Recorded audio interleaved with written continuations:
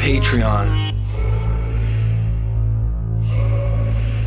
Did Jesus Exist series. We are Myth Vision. Did Jesus Exist with Dr. Robert M. Price. James, the brother of Jesus, I meant James, the brother of the Lord, is used often by Christians and historicists to refer to an earthly James who was a brother, a biological kin to a man named Jesus Christ who actually existed not too far off from when Paul is on the scene writing his letters. Now, I know I've heard Dr. Richard Carrier mention things. I've heard historicists argue for why he must have been a kin. What are your thoughts on the topic? Give us some of your ideas and things that you've picked up with this, and is this really a valid case to be made, really proving Jesus was a historical person? Well, like the Last Supper passage in 1 Corinthians, to say that this attests a historical Jesus as a contemporary of Paul is by no means an implausible view. If that's all there were to it, that would probably be the best explanation, the best reading of that. But there's a number of questions that arise with it. For one thing, by itself this is not earth-shaking, but as you said, it doesn't say the brother of Jesus. It says the brother of the Lord, which is theological or Christological language. Now, I may be reading too much into it, but it's interesting that the great book by Robert Eisenman, James, the brother of Jesus, the secret to unlocking the secrets, the key to unlocking the secrets of early Christianity, and the Dead Sea Scrolls, the fastest 1,200 pages you're ever going to read. It's great. He says that even he says in the title, Jesus' brother, not the Lord's brother. Are they necessarily the same thing? I'm not too sure.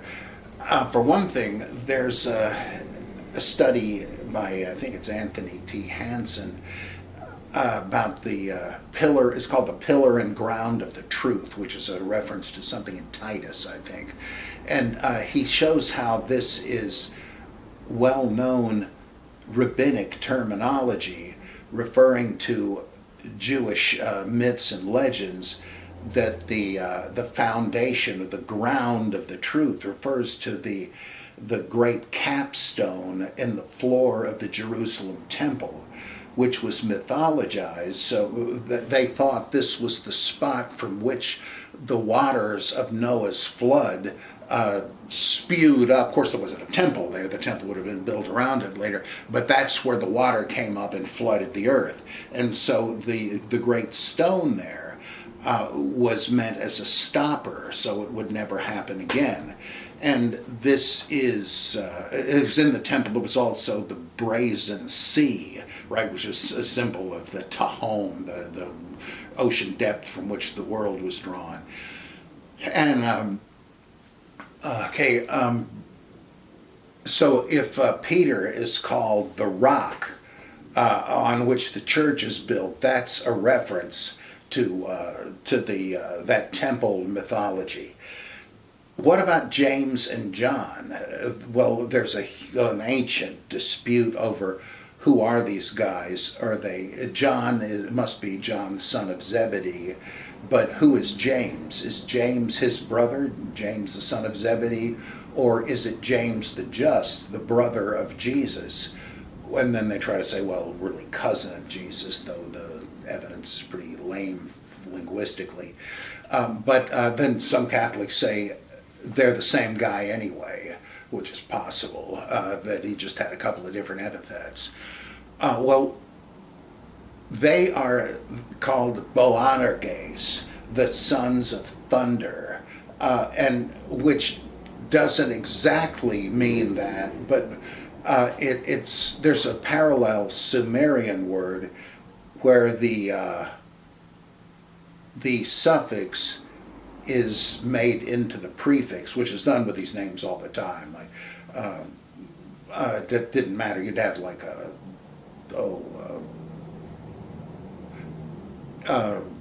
Yahoel. The Yah is the prefix for Yahweh, but Nehemiah, it's the suffix. Well, the same thing. The Sumerian would have been Geshpuanor, changed to Boanerges, and that was a name for Castor and Pollux, of the Sumerian equivalents, who were the upholders of the vault of heaven, and that's what Geshpuanor would have meant. Well, the temple mythology included these two pillars of Boaz and Jachin. Why were they given names? I mean, there's some kind of cosmic symbolism there. And the temple, as all ancient temples, were believed to be little models of the universe. And so we have the pillars that hold up the firmament, and the rock, which was the basis of the universe that stopped of the flat earth, which stopped the water from flooding it again. Well, if those are surviving vestiges of who the three pillars were, that implies they have cosmic theological identities independent of whether there was a guy behind them who was the Christ. That's something nobody ever mentions. So would they have been brothers of anybody, or disciples of anybody, or were they the big cheese there? That's an interesting angle on mythicism. Okay, so brother of the Lord could have a similar cosmic sort of significance, meaning brother of the Lord Yahweh. I mean, that would be a vestige, a loose end of a forgotten mythology, but it's not too surprising, especially when you think of somebody hundreds of years later, I think the 19th century. I can never remember this guy's name, but he was the leader of the Taiping Rebellion in China, and he called himself the younger brother of Jesus. Well, he didn't mean he personally was thousands of years old. He meant that he was the earthly avatar, whatever, of Jesus in heaven. It was a sort of a syncretistic Christian sect. I mentioned this, and Bard was really laughing me to scorn on this, and I said, I'm not saying one was borrowed from the other, but the same title, basically, it could mean the same thing. You could call yourself the brother of Christ, brother Jesus of the Lord, and not mean you were a blood sibling of somebody. So we're not sure that brother of the Lord means Jesus, like Wally and the Beef. We don't know that for sure. I mean, that'd be entirely plausible, but if you had other reason to wonder if there were a historical Jesus, it could very easily mean something else. Well, Richard Carrier says that he thinks brother of the Lord simply means Christian, and that's all there is to it. I can't really buy that. I mean, what are the other ones? Chopped liver? I mean, he must mean something else. He's almost right, in my opinion. Oh, did I say the thing about the Jesus and James, sons of Damnius, was theory of Richard Carrier? I think I did. I want to make sure I give him credit. I'm not sure if you did, but at any rate, he's very sharp-eyed, and though I don't agree with him on brother of the Lord meaning Joe Christian, I think he's pretty much right that G.A. Wells was right on target when he said that seems to have been a name for a group of missionaries and not just Christians. And is he just talking out of his hat there? Well, no, because in 3 John it refers to these circuit riding preachers, and it says you should care for the brethren because they've gone forth in the name, and we ought to support such men. And in Matthew 25, the famous sheep and goats parable, he says to the goats who are about to be roasted, he says, insofar as you didn't help the least of these my brethren, you didn't help me. And my brethren, who's he talking about? Just the poor? That's the favorite social gospel verse, but I'm afraid that's not what it means. Remember in the mission charge where Jesus tells the disciples who are going to go out and preach, he says that don't take any supplies with you. But when you enter a village, find somebody who will give you shelter and feed you, because the laborer is worthy of his hire. But if they won't help you and just slam the door, shake the dust off your feet and say, know this, the kingdom of God has come near, you had your chance.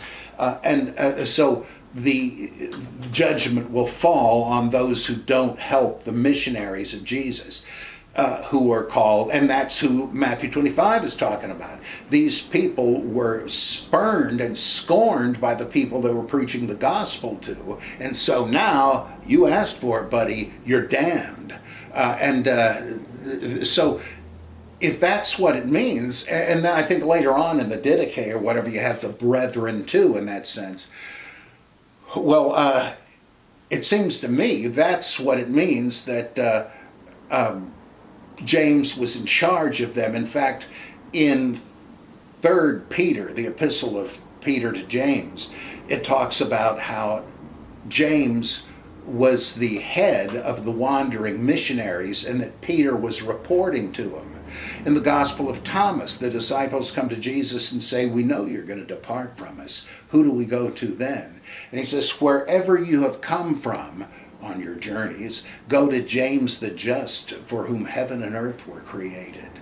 So there's good reason to, admittedly, these are just little isolated tiles in what must have been a bigger mosaic, but that's all we got to work with, so we have to see what kind of sense we can make of it, and it remains tentative. But there is reason to think that James is depicted as the head of the brethren, the apostles, as they're also called, not meaning the 12, but just any of the missionaries. So it doesn't necessarily mean a blood brother of Jesus. Now, there could have been a James and the 3 pillars and all that. Where would anybody have gotten the idea that one of them, James the Just, was the flesh and blood brother of Jesus? Well, we've got a ready parallel in the New Testament in the case of John the Baptist.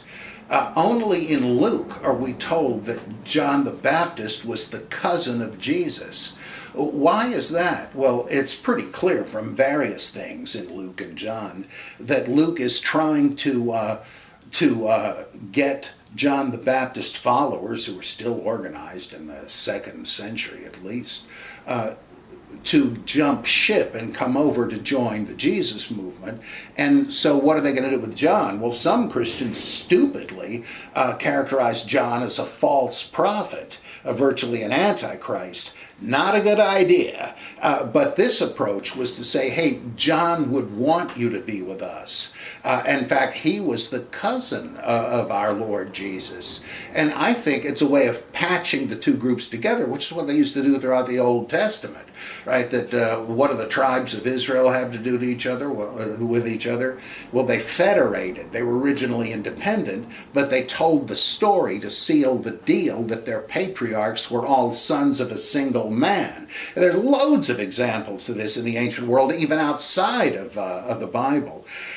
So that's what they did with John the Baptist, and my guess is that's what they did with James the Just. He's especially if he was believed to be the successor of Jesus. It's a way of uniting the two groups. This has plenty of historical analogies. It's not some wacko theory, though it certainly is unfamiliar because nobody else says it.